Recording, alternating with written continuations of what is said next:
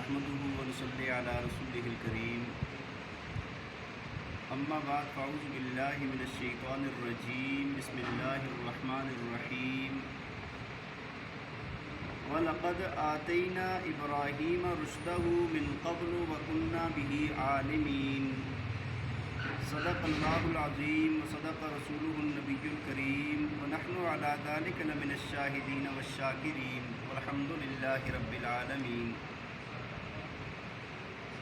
توجہ فرمائیں، سورہ انبیاء 17واں پارہ آیت نمبر 51۔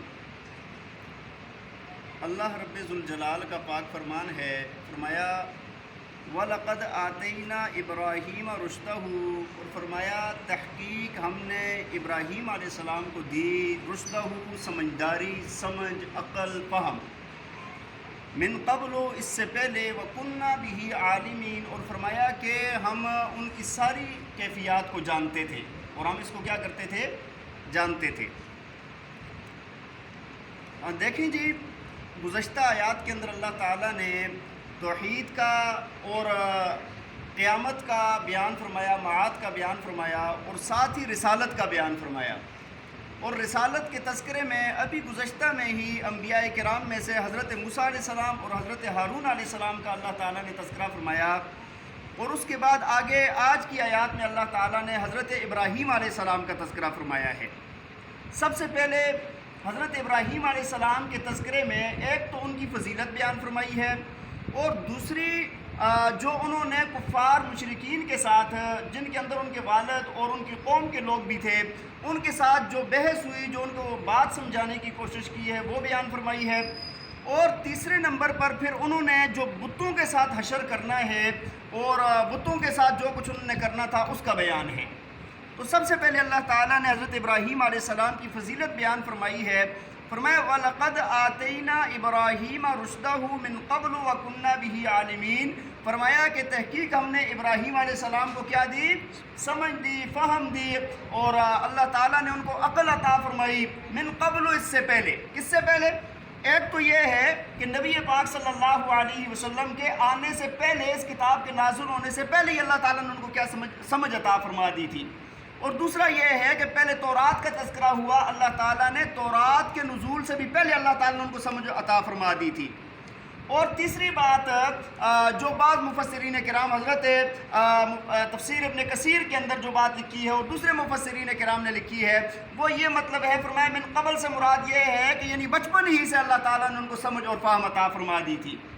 اور یہ بات بالکل قرین قیاس ہے کہ اللہ تعالیٰ نے ان کو بچپن ہی سے بہت صحیح سلامت عقل عطا فرمائی۔ ویسے تو سب انبیاء کرام کو اللہ تعالیٰ نے کامل عقل عطا فرمائی ہوتی ہے، سمجھ عطا فرمائی ہوتی ہے، لیکن اللہ تعالیٰ نے یہاں پر خصوصیت کے ساتھ ان کا تذکرہ فرمایا ہے، اور یہ بات بالکل ٹھیک ہے۔ اللہ تعالیٰ فرماتے ہیں وَكُنَّا بِهِ عَالِمِينَ، اور ہم اس کو کیا کرتے ہیں؟ ہم اس کو جانتے ہیں۔ اِذْ قَالَ لِأَبِيهِ، جب انہوں نے اپنے والد کو اور قوم والوں کو جب دیکھا کہ بھائی سارے کے سارے لوگ بتوں کی عبادت کر رہے ہیں، خود بت بناتے ہیں اپنے ہاتھوں سے، خود ان کو بناتے ہیں، سنوارتے ہیں، اور خود ان کو مٹی سے، پتھروں سے، مختلف چیزوں سے بنا کر پھر ان کے سامنے عبادت کرتے ہیں۔ ابراہیم علیہ السلام بچپن ہی سے انتہائی دل سے تنگ تھے اس بات سے، اور اندر اندر کرتے رہتے تھے کہ کیا کر رہے ہیں یہ لوگ، کہ ان کا مقصد کیا ہے، کیسے یہ لوگ کر رہے ہیں، اللہ کو چھوڑ کر جو خود بنائے ہوئے بت ہیں ان کے سامنے یہ سجدے کرتے ہیں۔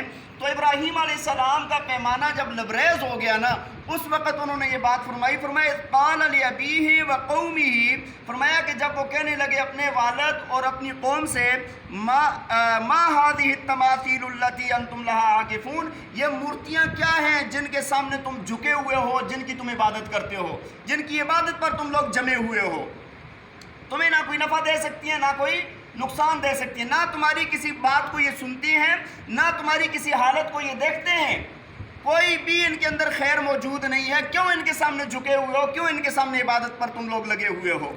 تو قوم والے کہنے لگے قالوا وجدنا آباءنا لها عابدین، کہنے لگے کہ ہم نے اپنے آباء و اجداد کو انہی کی عبادت کرتے ہوئے پایا ہے۔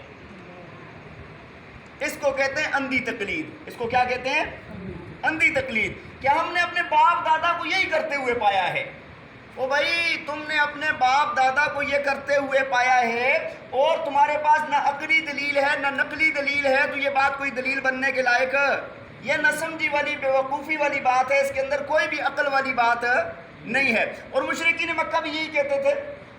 نبی علیہ السلام جب ان کو توحید کی دعوت دیتے تھے وہ کہتے تھے کہ ہمارے آباء و اجداد بڑے بزرگ سارے کیا گمراہ تھے، سارے جہنمی تھے، اور وہ جو رستہ جس راستے پر وہ چل رہے تھے وہ غلط تھا، اور ہم تو انہی کے راستے پر چلتے ہیں۔ وَإِذَا قِيلَ لَهُمُ اتَّبِعُوا مَا أَنزَلَ اللَّهُ قَالُوا بَلْ نَتَّبِعُ مَا أَلْفَيْنَا عَلَيْهِ آبَاءَنَا۔ کہتے تھے کہ بھائی جب ان کو کہتے تھے نا کہ بھائی جو اللہ نے قرآن نازل کیا اس کی اتباع کرو، وہ کہتے تھے ہم تو اس کی اتباع کریں گے جس پر ہم نے اپنے باپ دادا کو پایا ہے۔ تو اب اللہ تعالیٰ فرماتے ہیں اَوَلَوْ كَانَ آبَاؤُهُمْ لَا يَعْقِلُونَ شَيْئًا وَلَا يَهْتَدُونَ، فرمایا اگرچہ ان کے باپ دادا وہ خود بھی عقل والے نہیں تھے، ہدایت والے نہیں تھے، تو یہ بھی انہی کے پیچھے چلیں گے۔ تو بھائی بات یہ ہے کہ صرف یہ بات کہ بھائی ہمارے بڑے ایسے کرتے تھے تو ہم تب کریں گے، یہ بات انتہائی غلط ہے۔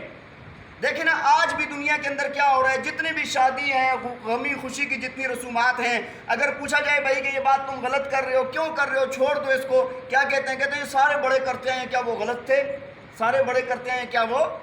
بھائی شریعت اور کچھ کہہ رہی ہے، تم اور کچھ کہہ رہے ہو، اور دلیل میں کیا بات پیش کر رہے ہو؟ ہاں جب بڑے جو ہیں نا بڑے عقل سلیم پر ہوں، کسی دلیل پر ہوں، عقلی اور نقلی دلیل پر ہوں، تب ان کی پیروی کرنا ناجائز نہیں ہے۔ جس طرح حضرت یوسف علیہ السلام نے فرمایا تھا وَاتَّبَعْتُ مِلَّةَ آبَائِي إِبْرَاهِيمَ وَإِسْمَاعِيلَ وَإِسْحَاقَ، کیا فرمایا کہ میں اتباع کرتا ہوں اپنے باپ دادا حضرت ابراہیم، اسماعیل، حضرت اسحاق علیہ السلام، میں ان کی اتباع کرتا ہوں، ان کے پیچھے چلتا ہوں۔ تو اگر بڑے عقلی اور نقلی دلیل پر ہوں تو تب ان کے پیچھے چلنا جائز اور اچھا مستحسن ہے، لیکن اگر وہ کسی عقلی اور نقلی دلیل پر نہ ہوں تو پھر ایسے کہنا کہ بھئی بڑے ایسا کرتے تھے تب ہم بھی ایسا کریں گے، تو یہ کیا ہے؟ گمراہی ہے۔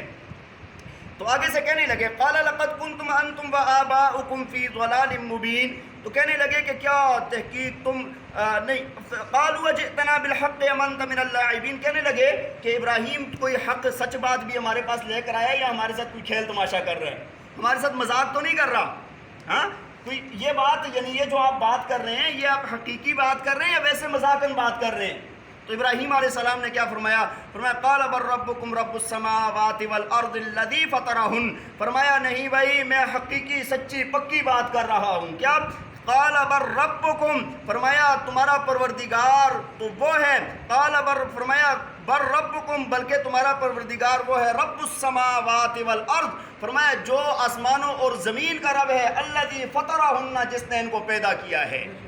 بھائی رب وہ ہوتا ہے جو علیم کل ہو، جو قادر مطلق ہو، جو ہر چیز کا خالق اور مالک ہو، وہ رب ہوتا ہے، اور جن کو تم نے رب بنایا ہوا ہے ان نے کچھ بھی ایسا کارنامہ نہیں کیا۔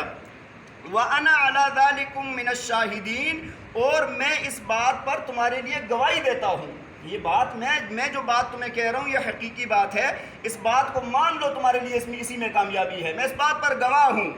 اور ساتھ ہی فرمانے لگے ہاں وہ جو بت ہیں نا ان کی بے کسی اور نامرادی اور ان کا کوئی فائدہ نہیں ہے، بے فائدگی جو ہے اس کا بیان کرتے ہوئے ساتھ ہی کہنے لگے وَتَاللَّهِ لَأَكِيدَنَّ أَصْنَامَكُمْ بَعْدَ أَن تُوَلُّوا مُدْبِرِينَ، کیا کہنے لگے؟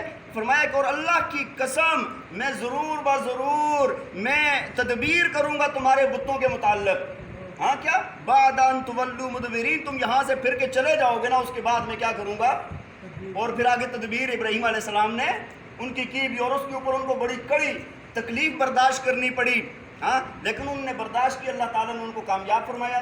تو یہ واقعہ یہاں پر بیان کرنے کا ایک مقصد یہ بھی ہے کہ نبی پاک صلی اللہ علیہ وسلم اور صحابہ کرام کو تسلی دی جائے کہ جس طرح ابراہیم علیہ السلام نے سخت تکلیف برداشت کی اور اللہ تعالیٰ نے ان کو کامیاب اور کامران فرمایا، آپ کے اوپر بھی اگر تکلیف آئیں گی تو آپ بھی کیا کریں گے؟